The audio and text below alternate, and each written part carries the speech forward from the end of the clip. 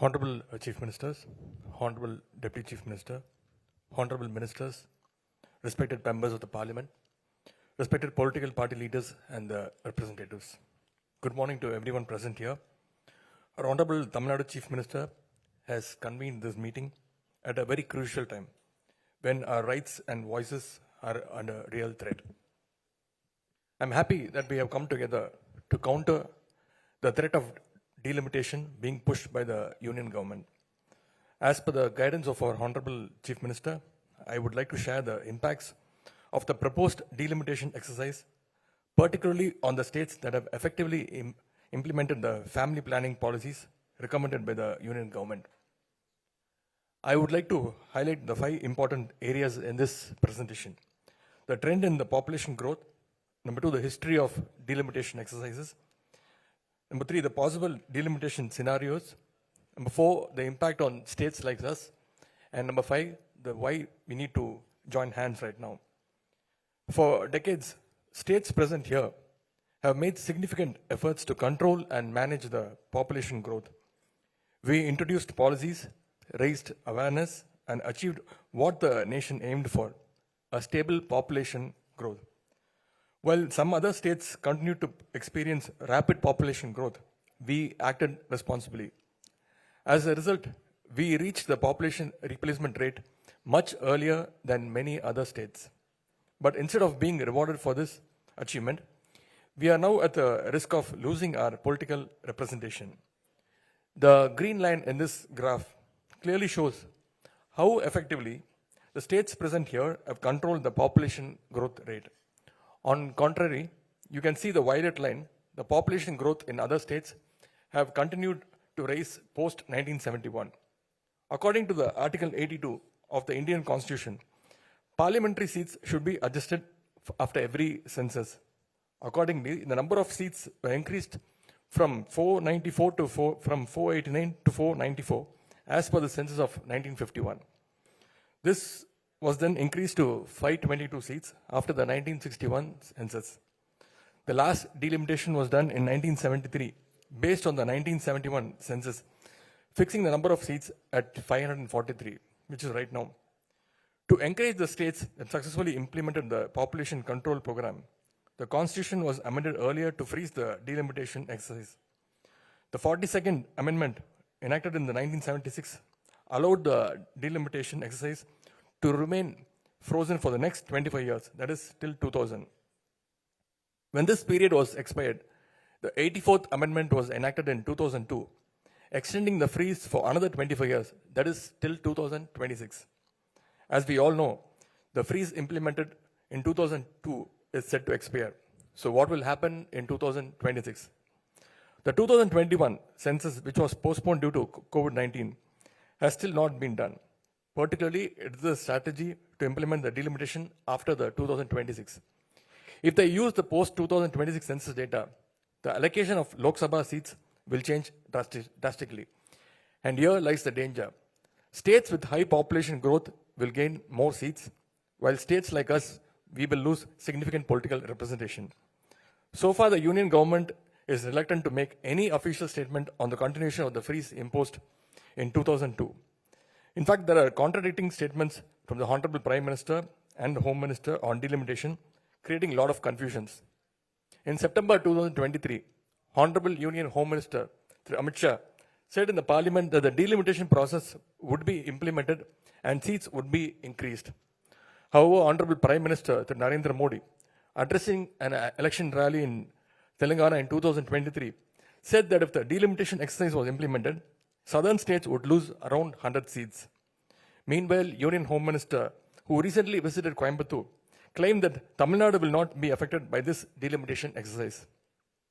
Therefore, the questions we have in front of us are, will the freeze be extended or not? Will the number of seats remain the same or will it increase?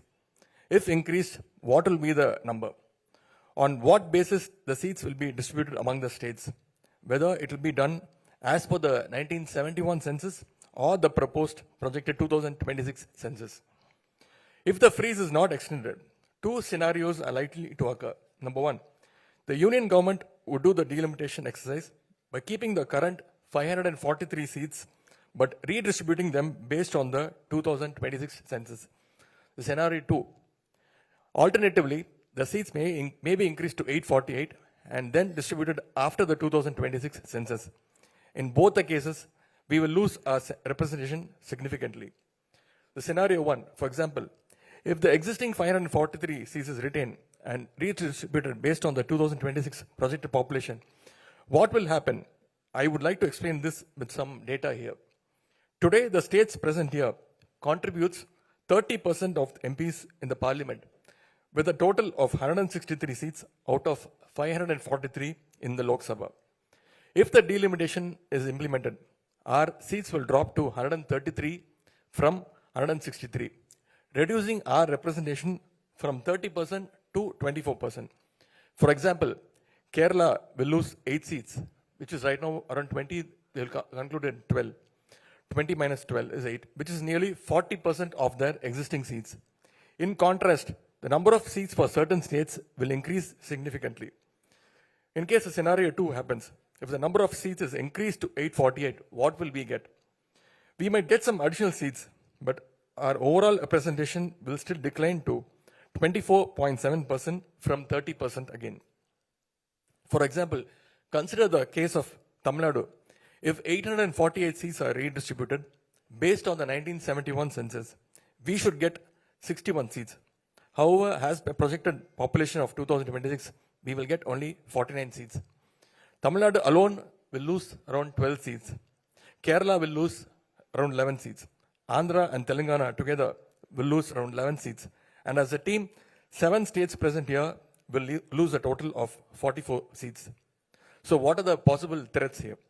The delimitation would unfairly increase the representation for some states while reducing our current representation, giving undue advantage to few states such as Uttar Pradesh, Rajasthan, Bihar and Madhya Pradesh.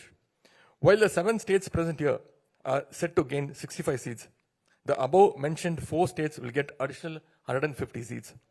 National policies on agriculture, industries, jobs, regional development could be dictated by a few states, sidelining our needs.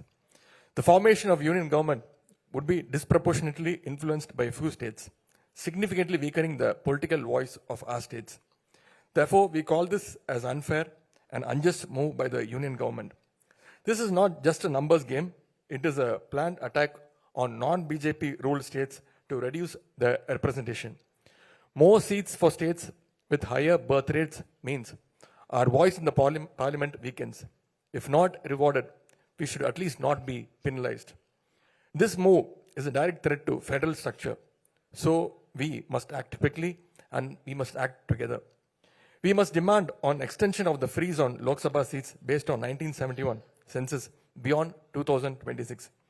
We must insist that the current proportionate representation of each state in the Lok Sabha be maintained, regardless of whether the number of seats is increased or not. This is not just about any one state. It is about the future of democracy in India. So let us all stand together. Let us raise our voices. Let us fight for a fair delimitation process that protects our representation and ensures justice for future generation. I thank you all again for participating in this significant meeting, and we are looking forward toward your valuable views and suggestions. Nandri, Vanakkam.